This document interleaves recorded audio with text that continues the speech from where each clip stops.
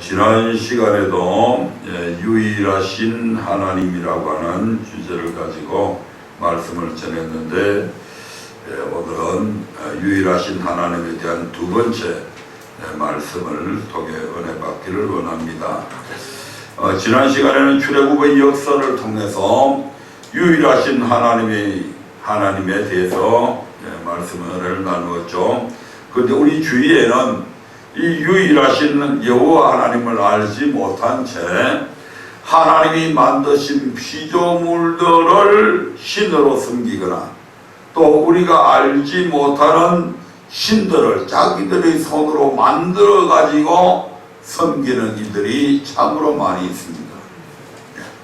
어떤 이들은 샤머니즘 신앙을 가지고 해, 달, 그리고 큰 바위나 고목을 섬기기도 합니다. 어떤 이들은 사람이 만든 신상에 절하며 숭배를 합니다. 그래서 그 신상을 크게 만들면 크게 만들수록 사람들이 그 큰 신상 앞에 위압감을 느끼게 만들고, 그래서 그 신상 앞에 절하게 만들죠. 그들은 자신들이 섬기는 그러한 신들이 생사화복을 주장한다고 믿고 있기도 합니다. 과연 이러한 그들의 믿음은 옳은 것일까요? 하나님은 이스라엘 자손을 구원하여 내실 때 애굽에 10가지 재앙을 내리셨습니다. 오늘 이 시간에는 하나님께서 애굽에 내리신 10가지 재앙에는 어떤 것들이 있으며 그 재앙들이 의미하는 바가 무엇인지, 그것을 알아보므로 세상의 이방 신들을 섬기는 것이 얼마나 어리석은 것인지 알게 될 것이고, 아울러 유일하신 하나님에 대해 더 깊이 이해하는 은혜가 있을 줄로 믿습니다. 그러면 첫 번째로 10가지 재앙은 무엇입니까? 하나님은 애굽의 바로 밑에서 종살이는 이스라엘 자손을 단번에 구원하시지 않으시고, 바로의 마음을 오늘 읽은 본문의 말씀처럼 강팍하게 해서 애굽에 10가지 재앙을 내리셨습니다. 이제 그 재앙은 어떤 것들이었는지 이제 그 순서대로 하나씩 살펴보도록 하겠습니다. 첫 번째 재앙은 피재앙인데, 출애굽기 7장 14절부터 25절에 나오는 피재앙입니다. 우리가 잘 아시다시피 전통적으로 애굽은 비가 드문 나라였지만 매년 정기적으로 범람하는 나일강으로 인해서 거의 흉년을 모르고 살았습니다. 당시 나일강은 애굽의 생산과 산업의 주무대로서 애굽 사람들에게는 중요한 생존의 터전이었습니다.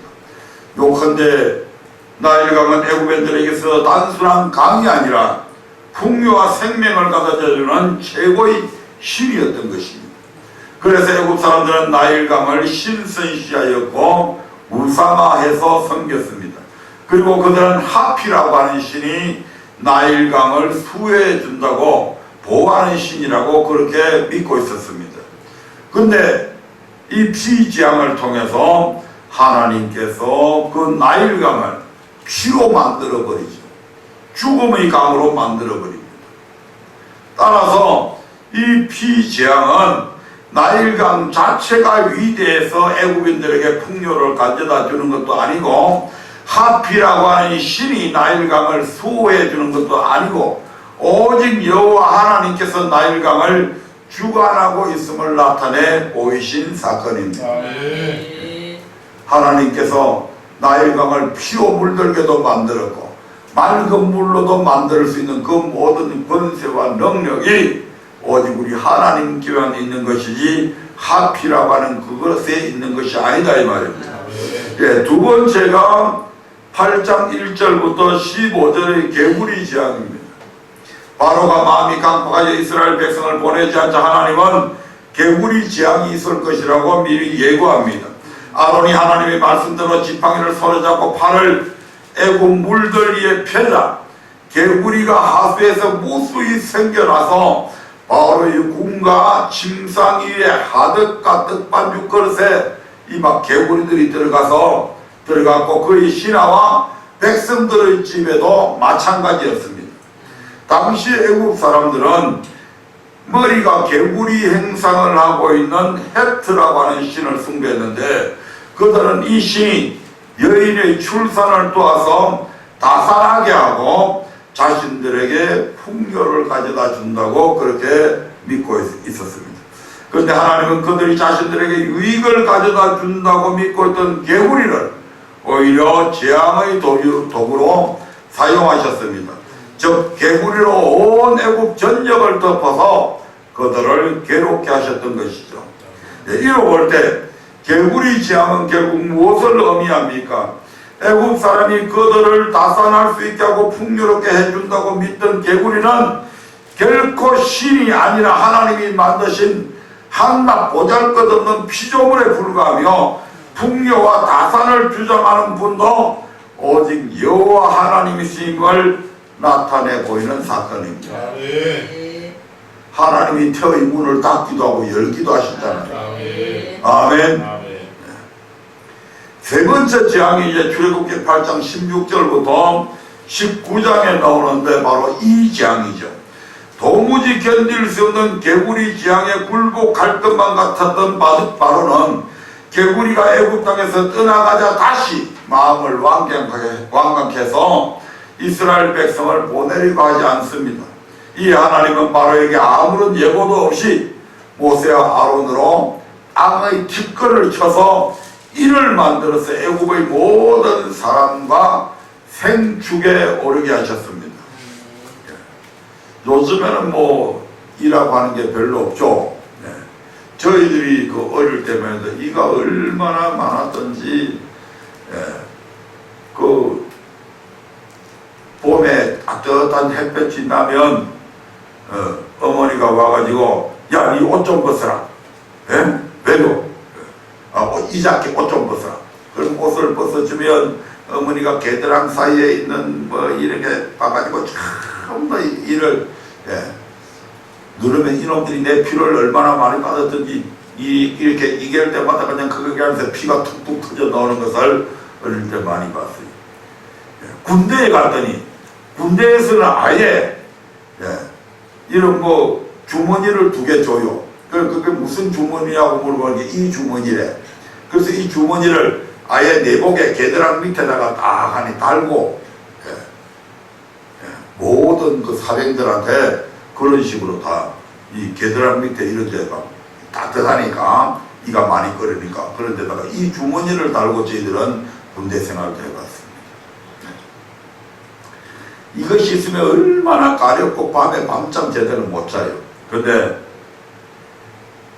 하나님께서 지금 땅에 티끌을 막 가지고 쳐서 이를 만들어 버렸다고 지금 그렇게 이야기합니다. 애굽 사람은 땅의 신 셉이라고 하는 신이 진드기나 이와 같은 곤충들로부터 자신들을 지켜준다고 믿고 숭배했습니다. 그런데 하나님은 오히려 땅의 티끌로 무엇을 만들어 버려? 이를 만들어서 모든 생축과 사람에게 오르게 해서 괴롭게 하셨던 것입니다. 따라서 이 재앙은 땅의 신 셉이 이나 진드기와 같은 곤충들을 주장하는 것이 아니라 여호와께서 그것들을 만드시고 다스리신다고 하는 사실을 보여주는 사건입니다. 네 번째, 출애굽기 8장 20절부터 32절에 보면 파리 재앙이 나옵니다. 거듭되는 세 차례의 재앙에도 바로의 마음은 조금도 굽힐 줄 모르고 더욱 강팍해져서 이스라엘 자손을 보내주지 않으니까 하나님께서 파리떼 재앙을 내리셨습니다. 무수한 파리떼가 몰려와서 바로의 꿈과 그 신하의 집과 애굽 전역에 가득하게 되었습니다. 여기서 파리는 원어적으로 볼 때 일반 지파리가 아니라 개파리를 뜻하는데, 이것들은 떼를 쥐어 몰려와서 마치 찐득이처럼 이 생축이나 사람의 피부에 달라붙어서 피를 빨고 각종 질병을 유발시키는 그런 파리입니다. 그냥 다른 파리들은, 우리 일반 지파리들은 그냥 앉았다가 내쫓으면 그냥 가잖아요. 이놈들은 찐득이처럼 물어서 모기처럼 피를 빨아먹는 그런 파리들이란 말이에요. 또한 이러한 파리 때는 옷과 기구와 모든 식료품들까지도 못쓰게 만든다고 합니다. 따라서 이런 파리 때의 공격을 받은 애굽 땅이 어떻게 되었을까요? 24절에 보면 파리 때로 인하여 땅이 해를 받더라 기록되어 있는 것을 볼 때 참으로 그 고통과 피해가 엄청났음을 상상할 수 있습니다. 예, 애굽 사람들은 곤충의 신이라고 하는 헤트콕을 섬기며 그 신이 파리 때의 공격으로부터 자신들을 지켜주기를 기원했습니다. 그러나 그들의 기원대로 헤트콕이 자신들을 지켜주고 보호해 주었습니까? 아닙니다. 하나님께서 내리신 파리 재앙 앞에 헤트콕이라고 하는 이 신은 무용지물이었습니다. 그러므로 하나님은 파리 재앙을 통해 곤충의 신 헤트콕이 파리 때를 주장하는 것이 아니라 파리 역시 하나님이 만드신 피조물에 불과하며 하나님께서 친히 다스리신다는 것을 나타내셨습니다.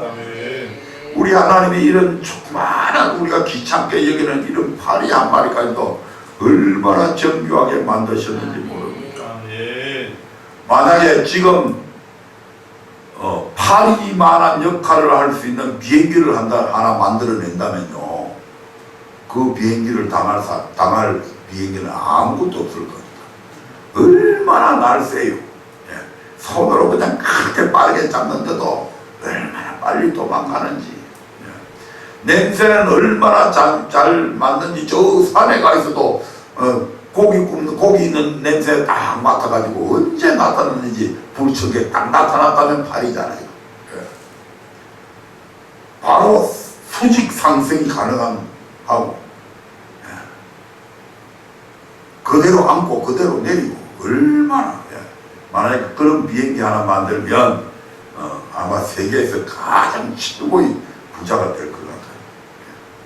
예. 이런 파리 하나도 만들어내지도 못하는 인간들이 뭔 과학을 자랑하고, 예. 그러니까 우리 하나님의 가장 미련함이 세상 사람들의 가장 지혜보다도 더 지혜로운 것이죠. 예, 얘기가 좀 다른 방향으로 나갔습니다만은, 예, 이러한 파리 역시 하나님이 만드신 피조물이다. 아멘. 그리고 하나님께서 친히 다스리신다. 아멘. 그래서 이 파리를 통해서 콜레라 전염병을 발생하게 만드시는 것도 하나님이 하신다는 말씀입니다. 예, 다섯 번째로 출애굽기 9장 1절부터 7절에 보면 악질재앙이 나옵니다. 악질재앙. 예. 이스라엘 자손을 보내라는 하나님의 명령에 쉽게 순종치 않은 바로로 인해 하나님의 재앙은 계속 이어집니다. 여기서 악질은 무서운 열대성 가축 전염병의 일종으로 특히 소에게 치명적인 타격을 가하는 악성 전염병이었습니다. 우리 요즘 이런 질병 많이 보잖아요. 예, 돼지한테 옮겨 다니는 그런 병들도 있고, 예, 조류 인플루엔자 해가지고, 예, 새들을 통해서, 예, 딸기나, 예, 이런데 전염되는 병들도 있고, 또 소에만 또 나타나는 그런 전염병들이 있는데, 예, 하나님께서 당시에 이 악질을 바로 애굽의 재앙으로 내리게 됩니다. 당시 애굽 사람들은 소나 말이나 양이나 약대나 나귀와 같은 각종 짐승들을 신께 가해가지고 그 중에서도 힘과 생명을 주는 신으로 항소의 신 아피스를 가장 숭배했습니다. 그런데 하나님께서 심한 악질을 애굽의 모든 생축에게 내려서 죽게 하신 것이죠. 당시 짐승을 신성시했던 애굽인들에게 생축의 죽음은 자신들이 섬기던 신의 죽음을 뜻하는 것과 다를 바 없었습니다. 멀쩡하던 소가 갑자기 침을 흘리면서 픽픽 쓰러져 그냥 죽어가는 것. 예, 그토록 섬기고 제사 드리고 숭배한 짐승의 우상들이 하나님께서 내린 재앙에 그저 맥없이 쓰러지고 만 것이죠. 그러므로 이 악질 재앙은 어떤 생축도 신이 될 수 없으며 오직 여호와께서 그들의 생사복을 주관하신 것을 하신다는 것을 나타내 보이신 사건입니다. 예, 여섯 번째로 출애굽기 9장 8절부터 12절에 나오는 독종 제약입니다. 요즘은 독종이 바라는 게 별로 그렇게 잘 안 보이던데만 독종에 혹시 걸려본 사람 없어요?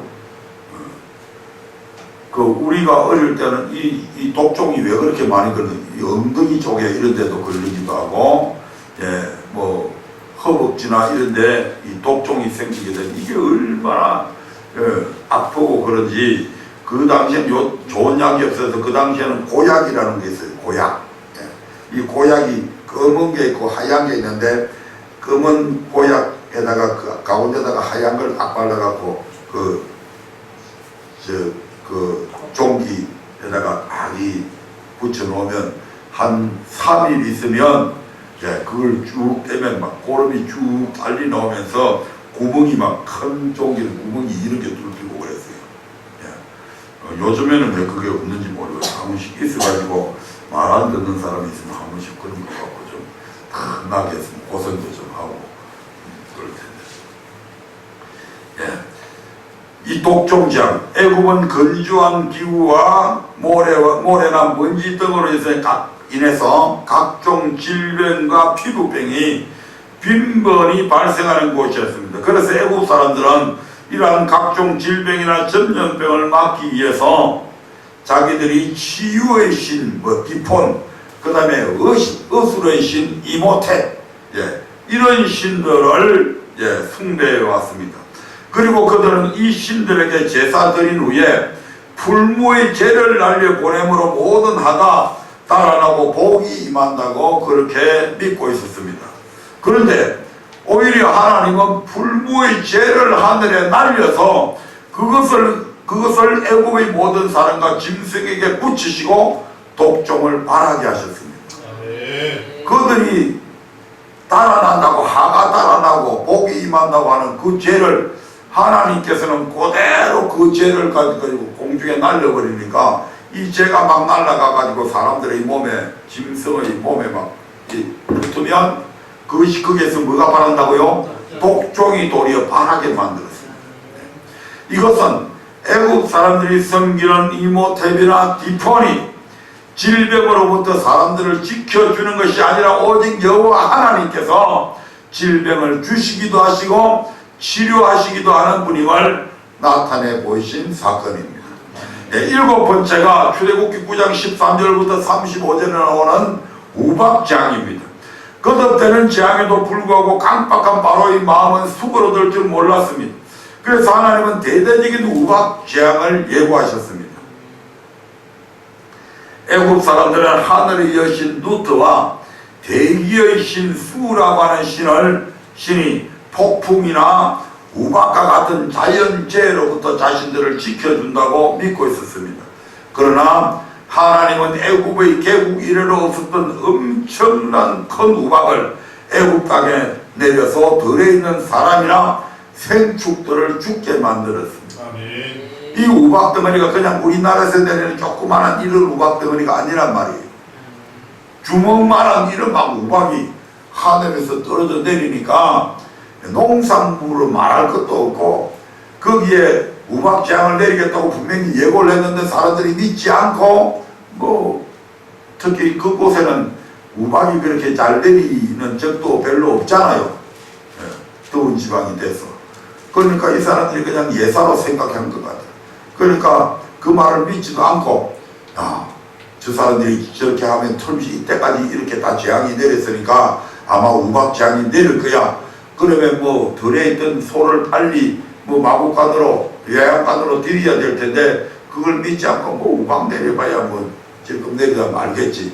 이렇게 생각해서 밖에 내버려둔 모든 소들, 모든 들판에 있던 양들, 이런 것들, 그 다음에 사람들도 아무런 준비도 없이 밖에 나갔다가 그냥 주먹만한 우박이 막 하늘에서 막 떨어지니까 그걸 맞고 막 여기저기 다 죽어 자빠졌다는 거예요. 아멘. 이처럼 하나님은 우박이 때문 애굽 땅에 그때까지 보지 못했던 상상을 초월하는 우박을 내림으로 애굽인들이 숭배하던 누트나 수가 아무 힘이 없는 헛것임을 보여주었습니다. 그리고 비, 눈, 우박, 내생과 같은 이러한 기상현상도 누가 주관하신다? 하나님께서 직접 주관하시고 다스린다고 하는 것을 이 사건을 통해서 보여주신 것입니다. 여덟 번째, 출애굽기 10장 1절부터 20절에 나오는 메뚜기 재앙이 있습니다. 우박이 그치자 바로는 다시 마음을 강팍하게 해가지고 이스라엘 자손을 보내주겠다고 약속한 것을 또 번복해서 안 보내줍니다. 그러니까 하나님은 모세와 아론을 통해서 바로에게 메뚜기 떼의 무서운 재앙을 예고하시면서 내 백성을 보내라는 말을 다시 전하게 하셨습니다.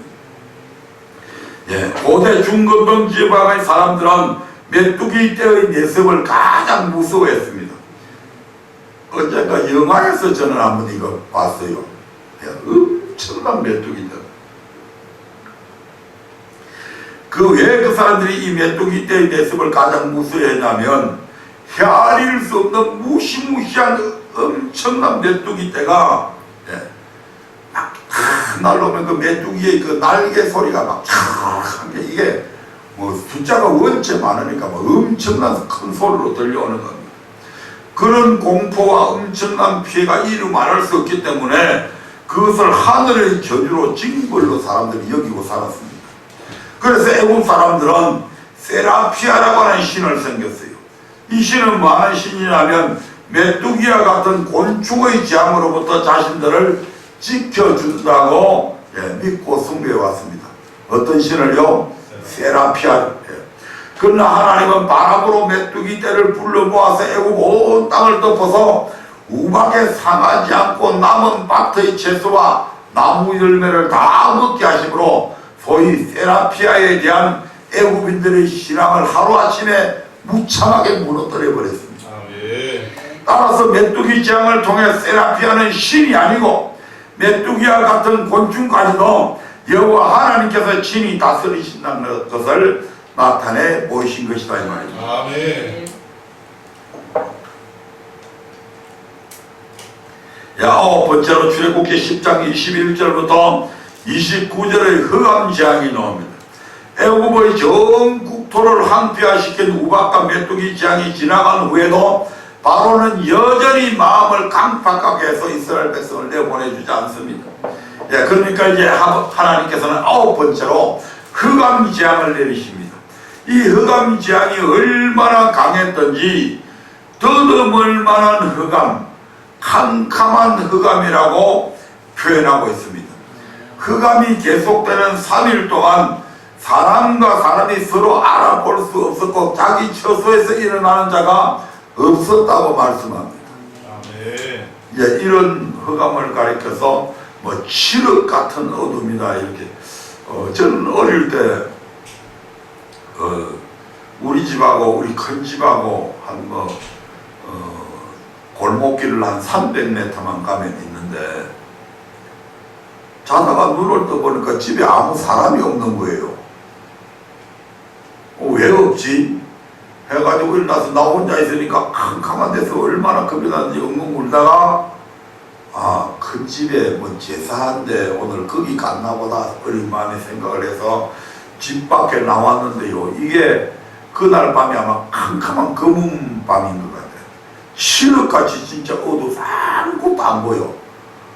그래서 집 마당을 나와서 골목을 올라가는데 도저히 안 보여서 더듬더듬 와가지고 300m를 걸어간 적이 있었는데 아마 그것보다도 훨씬 더 짙은 어둠이 이건 밤도 낮도 뭐 필요 없이 계속해서 이런 흑암이 덮여 있었던 겁니다.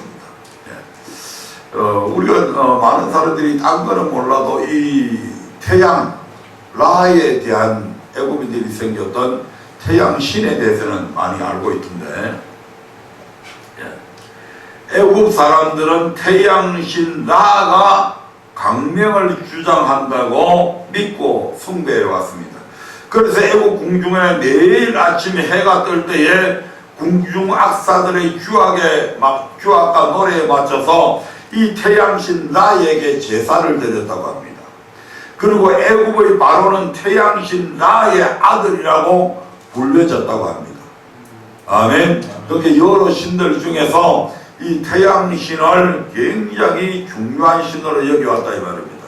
이 애국인들뿐만 아니고 그리스 사람들이 섬기던希腊의 12신들도 보면 그 중에서 제우스 신 다음으로 어떤 신을 최고의 신으로 여겨요?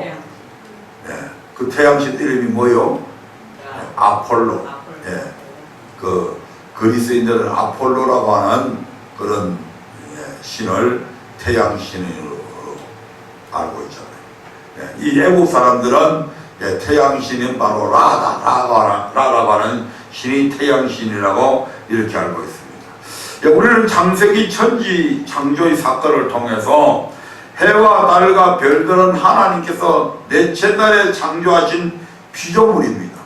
그리고 태양, 해와 달을 통해서 해는 낮을 주관하게 만들고 달을 하여금 밤을 주관하게 만들잖아요.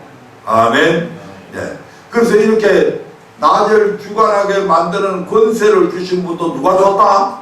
하나님이 주신 거예요. 하나님의 피조물이고 하나님께서 그 피조물을 가지고 이렇게 사용하시기도 하시고 저렇게 사용하시기도 한다 이 말입니다. 아멘. 근데 많은 사람들이 이 태양을 갖다가 또는 달을 신으로 섬기는 그런 많은 백성들이 참으로 많이 있습니다. 따라서 흑암지향은 태양은 하나님이 만드신 피조물이지 결코 신이 될 수 없으며 강명을 주장하는 신이 오직 여호와 하나님이신 것을 이 사건을 통해서 나타내 보이신 것이에요. 이 하나님이 얼마나 애국 사람들이 살고 있는 지역은 계속해서 태양을 캄캄한 구름으로 가면서 그쪽만 3일 동안 흑암이 계속되게 만들었단 말이에요. 반대로 이스라엘 백성들이 살고 있는 지역은 낮과 밤이 그대로 있었단 말씀이죠.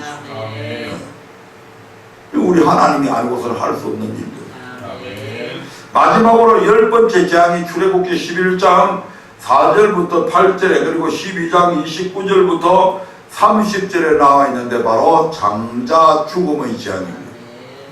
흑암 재앙이 있으니 하나님은 이제 한 가지 재앙을 더하면 바로가 이스라엘 자손을 내어줄 것이라고 그렇게 미리 예언하시죠. 그 마지막 재앙이 바로 장자 죽음 재앙이었습니다. 하나님은 애국 땅에서 모든 처음 난 것, 곧 위에 앉은 바로의 장자로부터 저 옥에 갇힌 사람의 장자까지 그리고 뿐만 아니고 생축의 처음 난 것들을 그 밤에 다 쳐서 죽이게 됩니다. 그래서 애굽의 장자 재앙이 임하던 그날 밤에 그 나라에 죽음의 집이 없는 집이 하나도 없었고 이로 인해서 애굽에는 큰 호곡 소리가 있었다고 그렇게 말씀합니다. 그러면 이 장자 죽음의 재앙이 의미하는 것은 무엇입니까? 당시 애굽 사람들은 이시스라고 하는 신이 우리의 생명을 주관한다고 그렇게 믿고 숭배했습니다. 그러나 하나님은 장자의 죽음 재앙으로 이시스가 생명을 주관하는 것이 아니라 사람의 죽고 사는 것, 즉 사람의 생명이 오직 여호와 하나님께 달려있음을 나타내 보이신 사건이다 이 말입니다. 그래서 우리나라 속담에 인명은 뭐다? 인명은 제천이다. 인명은 하늘이 주관한다. 이렇게 하고 있는데 아마 이 애국 사람들은 좀 더 무지했던 것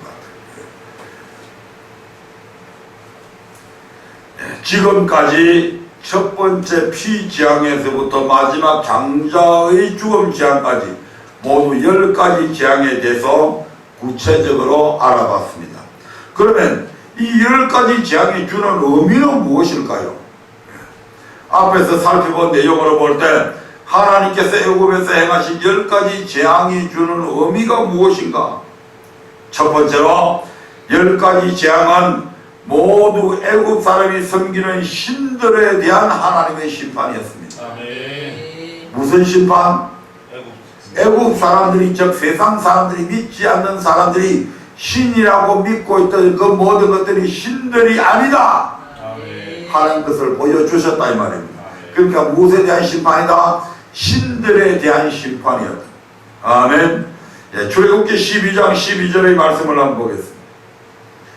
출애굽기 12장 12절에 보면 이것이 바로 애국 사람들이 섬기는 신들에 대한 심판이었음을 말씀해 주고 있습니다. 같이 읽어봅니다.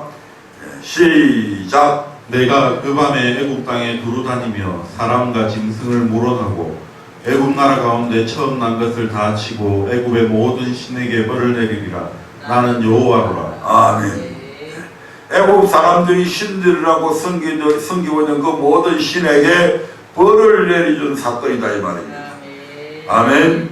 민수기 33장 4절에도 같은 말씀이 있습니다. 민수기 33장 4절입니다.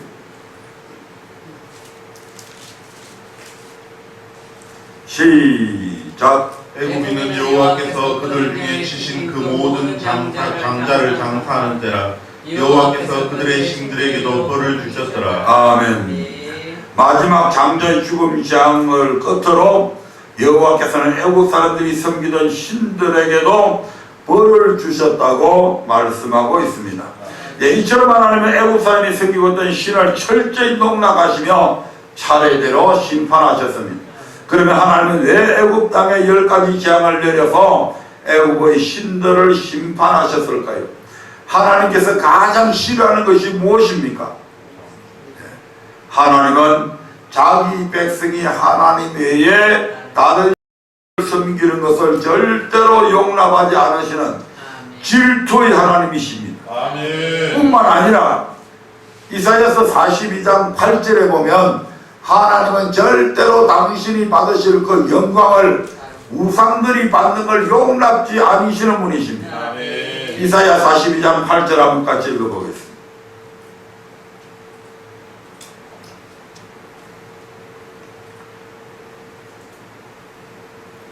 같이 읽어봅니다. 시작. 나는 여호와니 이는 내 이름이라. 나는 내 영광을 다른 자에게 내 찬송을 우상에게 주지 아니하리라. 우리 하나님께서는 결단코 당신의 이름, 다른 자에게 영광을, 다른 자에게 우상을, 우상에게 찬송하는 그런 것을 싫어하심을 이 사건을 통해서, 이 말씀을 통해서 우리가 알 수가 있습니다. 그래서 모든 율법과 계명의 대표격인 10계명의 제1계명이 뭐다? 너는 나 외에 다른 신들을 내게 두지 말라. 아멘. 우리 하나님께서 얼마나 다른 신들을 두는 것을 싫어하시는지 모른다 이 말이에요. 그래서 하나님은 이스라엘 백성에게 오직 여호와 하나님을 섬기라고 명하시기 이전에 여호와 하나님을 섬기지 마라 그래도 하나님 외에 다른 것들을 섬길 수 있죠 사람들은. 근데 그래서 섬길 수 있으니까 하나님께서는 그것들이 신이 아니고 헛된 것이다, 피조물이다, 아무것도 아니다 이걸 보여주실 필요가 있잖아요. 그래서 우리 하나님께서 애굽의 모든 신들을 벌하심으로 그 모든 것들이 헛것임을 나타내 증명을 해서 보여주셨다 이 말입니다. 그래서 이제는 나 외에 다른 신이 있다고 그것을 믿거나 그런 신을 만들 필요도 없다 이 말입니다. 두 번째로 왜 하나님께서 10가지 재앙을 내리셨는가? 바로 10가지 재앙을 통해서 세상 사람이 섬기는 신들은 모두 헛것이고 오직 여호와만이 참 신이라는 것을 보여준 사건입니다. 아멘. 하나님께서 애굽에 내리신 10가지 재앙은 애굽의 모든 신들에 대한 심판을 나타낸과 동시에 또 다른 어떤 의미를 가질까? 신명기 4장 34절부터 35절을 읽어보겠습니다. 이 사건을 통해서 하나님께서 무엇을 나타내 보이고 계십니까? 신명기 4장 34절 35절입니다. 시작. 어떤 신이 와서 시험과 이적과 기사와 전쟁과 강한 손과 편팔과 크게 두려운 일로 한 민족을 다른 민족에게서 인도하여 낸 일이 있느냐? 이는 다 너희 하나님 여호와께서 애굽에서 너희를 위하여 너희의 목전에서 행하신 일이라. 이것을 내게 나타내심은 여호와는 하나님이시요 그 외에는 다른 신이 없음을 내게 알게 하려 하심이니라. 아멘. 하나님은 10가지 재앙을 통해서 애국 사람들이 섬기는 신들은 신들이 아니고 오직 여호와 하나님만이 전능하시고 유일하신 참 신이심을 보여주셨습니다. 그러면 애국의 신들, 세상 사람들이 섬기는 신들은 어떤 존재인가? 지금 이 말씀에서 애국 사람들이 섬기는 신들뿐만 아니고 세상 사람들이 섬기는 신들은 어떤 존재인지 시편 115편 4절부터 8절을 한번 보겠습니다. 시편 115편 4절부터 8절. 하나님께서 만들어 놓은 피조물을 신이라고 섬기고 있는 반면에 사람들이 자기들의 손으로 만든 수공물까지도 지가 만들어 놓고 지가 신을 만들어 놓고 지가 섬기는 그런 것들을 보게 됩니다. 읽어보겠습니다. 시작. 저희 우상은 은과 금이요 사람의 수공물이라. 입이 있어도 말하지 못하며 눈이 있어도 보지 못하며 귀가 있어도 듣지 못하며 코가 있어도 맡지 못하며 손이 있어도 만지지 못하며 발이 있어도 걷지 못하며 목구멍으로 소리도 못하느니라. 우상을 만드는 자와 그것을 의지하는 자가 다 그와 같으리로다. 아멘. 이 세상 사람이 섬기는 신들은 사람이 만든 한낱 수공물에 불과합니다. 아멘. 그래서 그것들은 입이 있어도 말하지 못한다, 눈이 있어도 말하지 못한다, 귀가 있어도 말하지 못한다, 코가 있어도 말하지 못한다, 손이 있어도 말하지 못한다, 발이 있어도 말하지 못한다, 걷지 못한다. 아무 힘도 없는, 아무 도움도 되지 못하는 그것들 앞에 가가지고 만물의 영장이라고 하는 사람이 복을 달라고 빌고, 심지어 요즘에도 그런 사람이 있는 거 뭐 구약시대는 자기들의 아이들을 그것들한테 제물로 바친다고 그래가지고 청동으로 만든 그런 그 수공물 앞에다가 그냥 벌겋게 그걸 불러가지고 자기들이 달궈놔놓고 제물 바친다고 자기 아이들을 거기다가 바치기도 하고.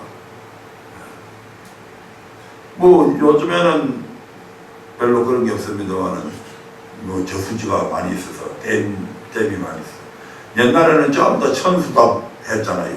비만 안 오면 그냥 흉년되니까 그때 되면 왕을부터 시작해서 모든 나라가 기우제 지난다고 야단 것들을 하잖아요.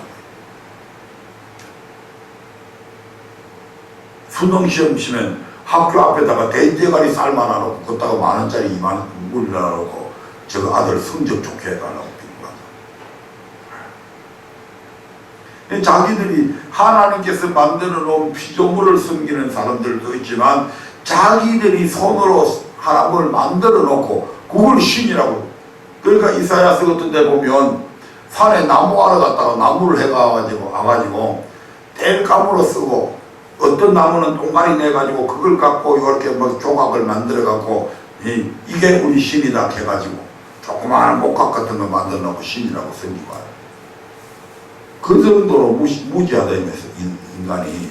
그러니까 그렇게 그런 신들을 섬기는 자들이 이런 우상들과 똑같은 존재다 이 말입니다.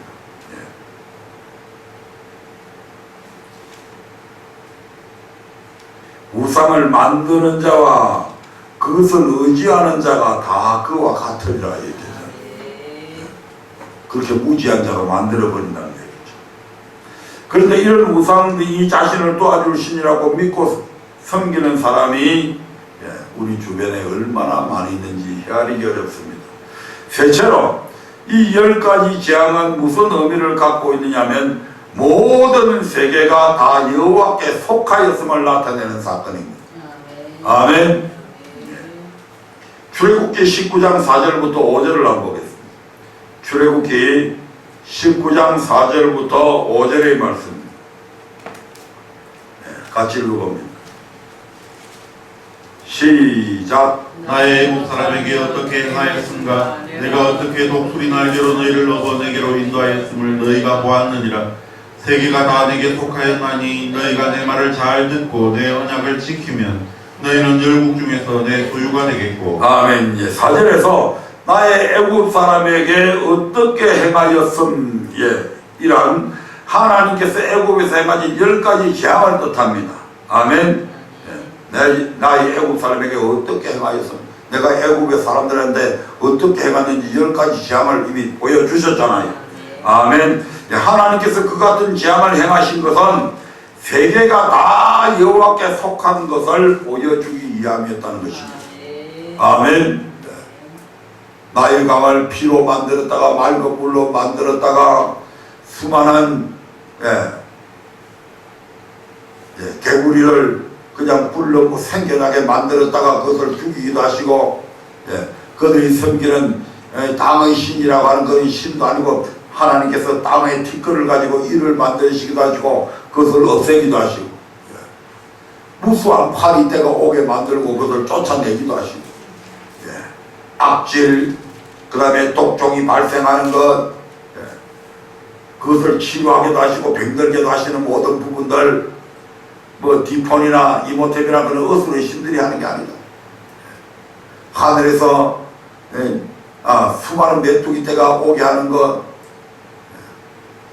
우박덩어리를 내려가지고 우박을 땅에 쏟아붓는 이런 기상현상들, 이런 모든 것들도 누가 주관하신다? 우리 하나님이 주관하신다. 그러니까 모든 세계가 누구한테 속했다? 우리 하나님께 속했다. 세계가 다 내게 속한 것을 이걸 통해서 너희들이 알 수 있지 않냐는 거예요. 아멘. 다시 말해서 세상 만물을 창조하시고 주관하시는 분이 여호와 하나님 한 분이신 것을 알게 하기 위해서 애굽에 10가지 재앙을 행하시고 그들을 애굽에서 구원하여 내셨다는 것입니다. 아멘. 마지막으로 하나님이 그럼 이 10가지 재앙을 내리신 궁극적인 목적은 무엇일까? 하나님께서 그저 당신만이 모든 세계가 내게 속했다, 또는 하나님께서 이 모든 것의 주인이시다, 하나님 외에는 다른 신들이 없다, 이것만 이것을 나타내 보이신 그 의미를 따지고 우상을 멸한 신들을 벌한 그 사건을 통해서 그런 의미가 있는 반면에 그렇게 하신 목적이 하나님께서 있다 이 말입니다.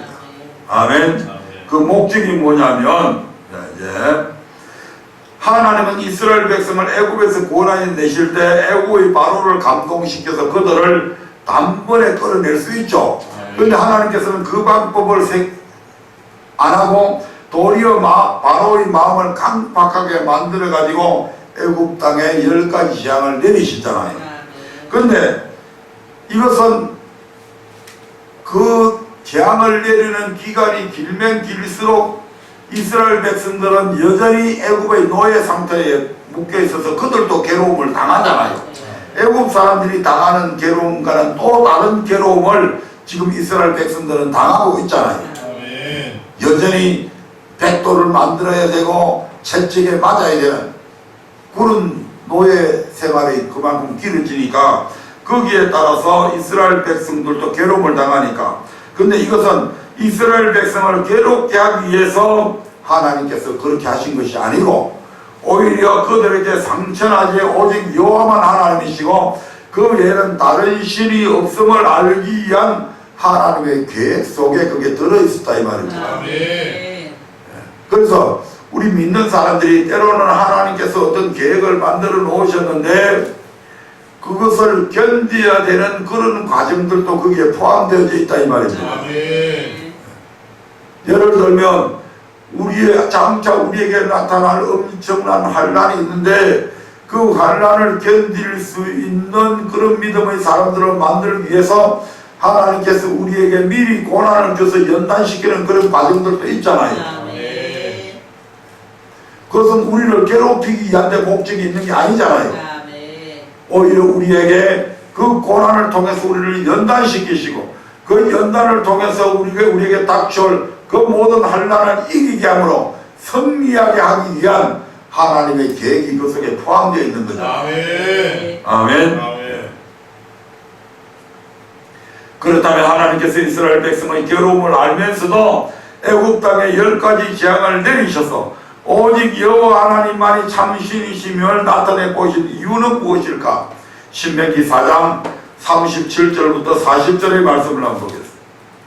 신명기 4장 37절부터 40절입니다. 시작. 여호와께서 내 열조를 사랑하신 거로 그 우선 너를 택하시고 큰 권능으로 친히 인도하여 애굽에서 나오게 하시며 너보다 강대한 열국을 내 앞에서 쫓아내고 너를 그들의 땅으로 인도하여 들여서 그것을 내게 기업으로 주려 하심이 오늘날과 같으니라. 그런즉 너는 오늘날 상천하지에 오직 여호와는 하나님이시요 다른 신이 없는 줄 알아 명심하고 오늘 내가 내게 명하는 여호와의 규례와 명령을 지키라. 너와 내 후손이 복을 받아 내 하나님 여호와께서 내게 주시는 땅에서 한없이 오래 살리라. 아멘.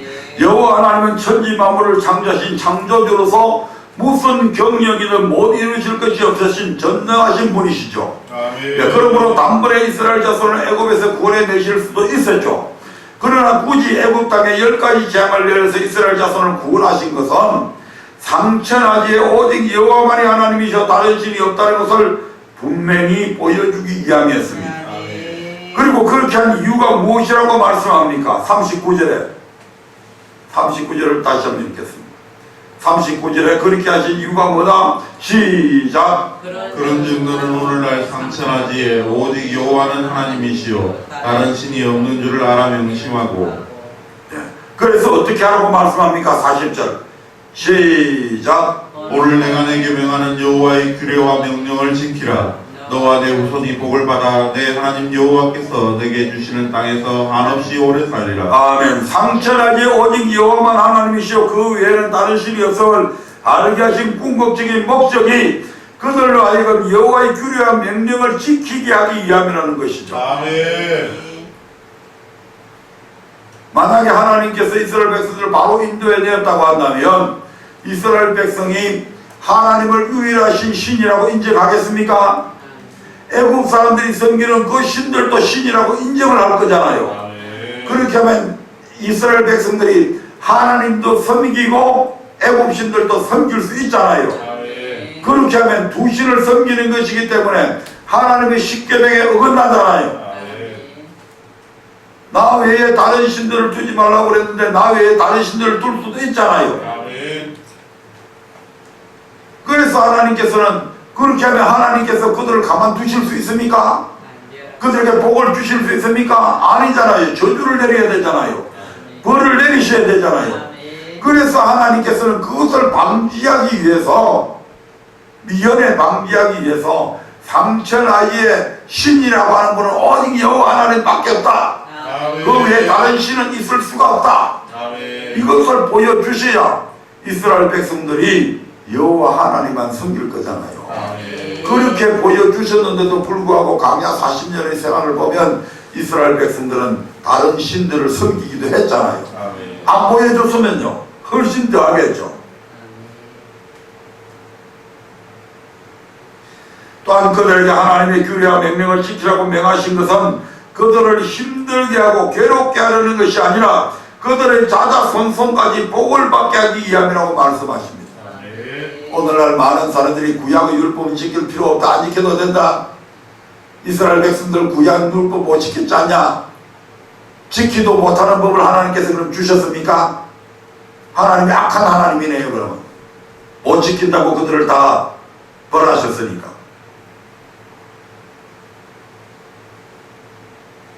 괴롭게 하기 위해서 율법을 주신 게 아니란 말이에요. 많은 사람들이 율법 굉장히 부담스러워하고 지키지도 못하는 그것 율법 그러면 그저 지금은 은혜의 시대인데 율법 안 지켜도 천국 간다고 그렇게 다 생각들 하고 있잖아요. 그 율법을 누가 주셨습니까? 하나님께서 주셨는데 마치 하나님께서 괴롭히기 위해서 주신 것처럼 그렇게 얘기를 하는 거예요. 하나님은 사랑의 하나님인데 이렇게만 이야기해요. 그래서 괴롭히지도 않고 조금 어려움지는 것은 전부 다 마귀 새끼가 주는 것이고 하나님은 좋은 것만 주시는 분으로 그렇게 이야기하잖아요. 하나님은 결코 그렇게 교훈하신 적이 없습니다.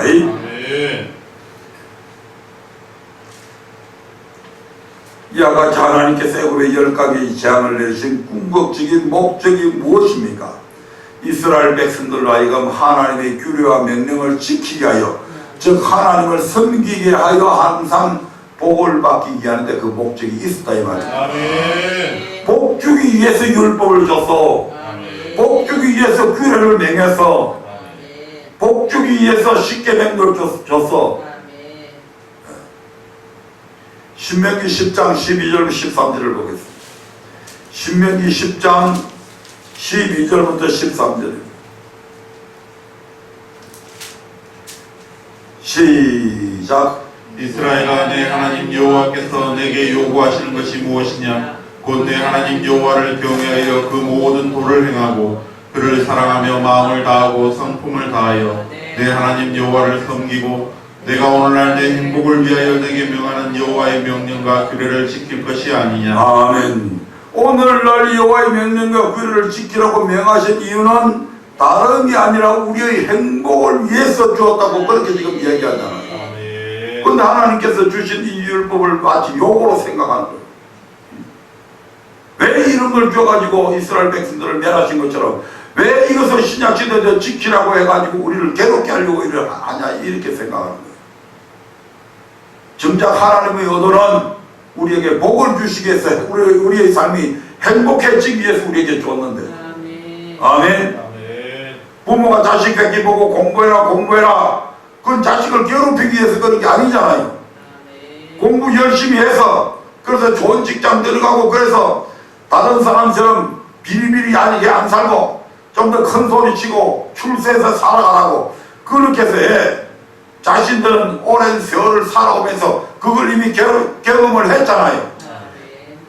공부 제대로 안 하고 게으름 피우고 열심히 안 내면 결국 사회의 나부자가 된다는 것을 부모들 세대에서 이미 경험을 했다는 말입니다. 그러니까 자기 자식에게 가난을 대물림하지 않기 위해서는 할 수 있는 방법이 가장 좋은 방법이 뭐다? 우리 새끼가 공부 열심히 하는 거다. 아멘. 그래서 자꾸 그렇게 하는데 자식에게는 그 부모를 보고 자기 욕을 생각하는 거예요. 왜 그냥 가만히 내버려두면 나한테 이렇게 괴롭게 하냐고. 또 마찬가지잖아요. 여호와의 명령과 규례를 지켜야 하나님께서 복을 주실 수가 있는데 그거 안 지키게도 복 받은 길이 있는가 싶어가지고 안 지키면 절대로 복 받는 길 없습니다. 신명기 6장 20절부터 24절을 한번 보겠습니다.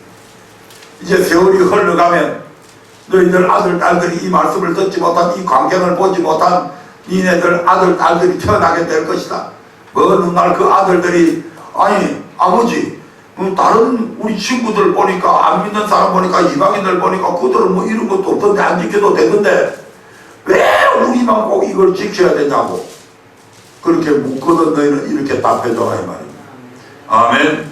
6장 20절부터 24절입니다. 시작. 후에 내 아들이 내게 묻기를 우리 하나님 여호와의 명하신 증거와 말씀과 규례와 법도가 무슨 뜻이뇨 하거든 너는 내 아들에게 이르기를 우리가 옛적에 애굽에서 바로의 종이 되었더니 여호와께서 권능의 손으로 우리를 애굽에서 인도하여 내셨나니 곧 여호와께서 우리의 목전에서 크고 두려운 이적과 기사를 애굽과 바로와 그 온 집에 베푸시고 우리 열조에게 맹세하신 땅으로 우리에게 주어 들어가게 하시려고 우리를 거기서 인도하여 내시고 여호와께서 우리에게 이 모든 규례를 지키라 명하셨으니 이는 우리로 우리 하나님 여호와를 경외하여 항상 복을 누리게 하기 위하심이며 또 여호와께서 우리로 오늘날과 같이 생활하게 하려 하심이라. 아멘. 후일에 저 출애굽의 역사를 전혀 알지 못하는 이 후손들이 우리 하나님 여호와의 명하신 증거와 말씀과 규례와 법도가 무슨 뜻입니까 하고 묻거든 21절부터 24절에 일러준 이 말씀대로 너희는 그들에게 답을 해줘라. 아멘. 아멘.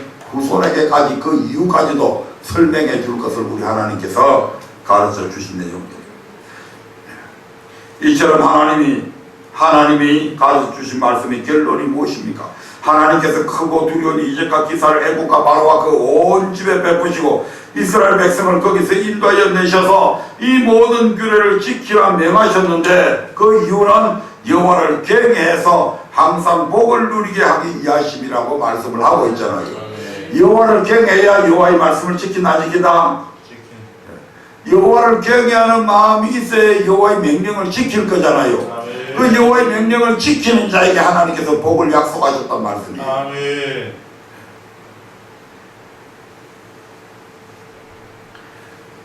그래서 우리 하나님께서 이와 같은 규례와 법도를 주신 것은 그들을 괴롭게 하기 위함이 아니라 그들로 하여금 여호와를 경외하여 항상 복을 누리게 하기 위함이라는 것입니다. 이 말씀은 당시에 이스라엘 백성에게만 국한되는 것이 아니라 오늘날 예수 안에서 하나님의 백성된 우리에게도 동일하게 그대로 적용이 되어집니다. 아멘. 그러니까 우리들도 하나님께서 주신 이 말씀들을, 율법을 지켜야 우리가 복을 받는다 이 말입니다. 지질이 못 살아서 궁상 떠는 그런 그리스도인 되지 말고 하나님 말씀 잘 지켜서 복 받아라는데 은혜의 시대가 돼서 그리 안 해도 된대. 바보 같은 거. 신명기 5장 1절부터 3절. 임시 지키는 것은 힘이 들지만 나중에는 행복이 있다 이 말입니다.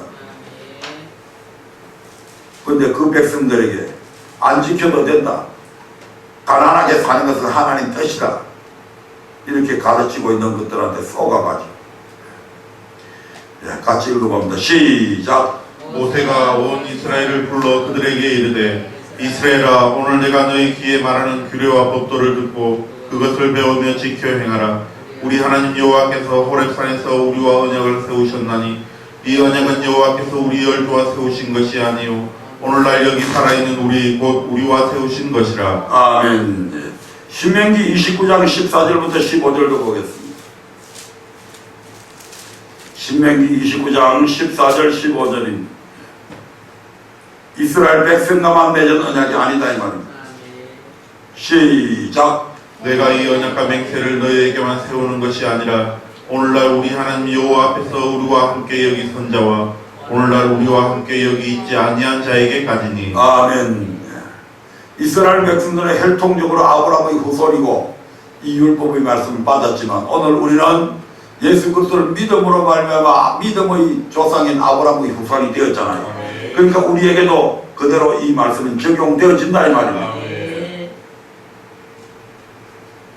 그러므로 사랑하는 성도 여러분, 이제 유일하신 하나님에 대해 잘 이해하셨으리라 믿습니다. 그렇다면 하나님이 명하신 규례와 법도를 지켜서 마음을 다하고 성품을 다해 하나님을 섬겨보십시오. 그리할 때 하나님은 분명히 신명기 28장 1절부터 14절과 레위기 26장 4절부터 13절에 약속된 축복과 함께 우리의 영혼이 잘되고 범사가 잘되고 강건한 축복이 있도록 해주신다 이 말입니다. 아멘. 이 성경에 나와 있는 말씀, 구약에 나와 있는 이 말씀 외에 우리 하나님은 참으로 유일하신 분이세요.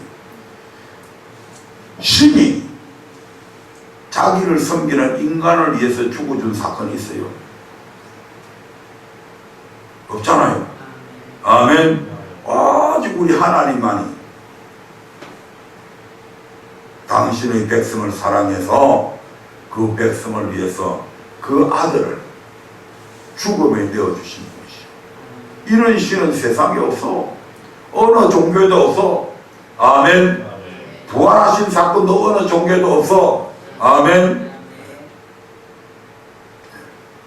그래서 우리 하나님은 어떤 하나님이다?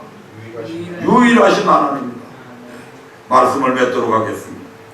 지금까지 저와 여러분은 10가지 재앙이 무엇이며 또 그것이 무엇을 의미하고 또 그것을 궁극적으로 우리에게 그렇게 10가지 재앙을 행하여 보여주신 그 목적이 어디에 있는가를 살펴보았습니다. 이를 통해서 우리는 무엇을 깨달을 수 있었습니까? 우리가 섬겨야 할 대상, 곧 예배드릴 대상은 오직 여호와 하나님 한 분이며 이 여호와 하나님만이 우리의 모든 생사복을 주관하시는 유일하신 참신이라는 것은 사실입니다. 이 하나님을 우리가 알고 믿으니 이것이 우리에게 얼마나 큰 은혜의 축복이냐 이 말입니다.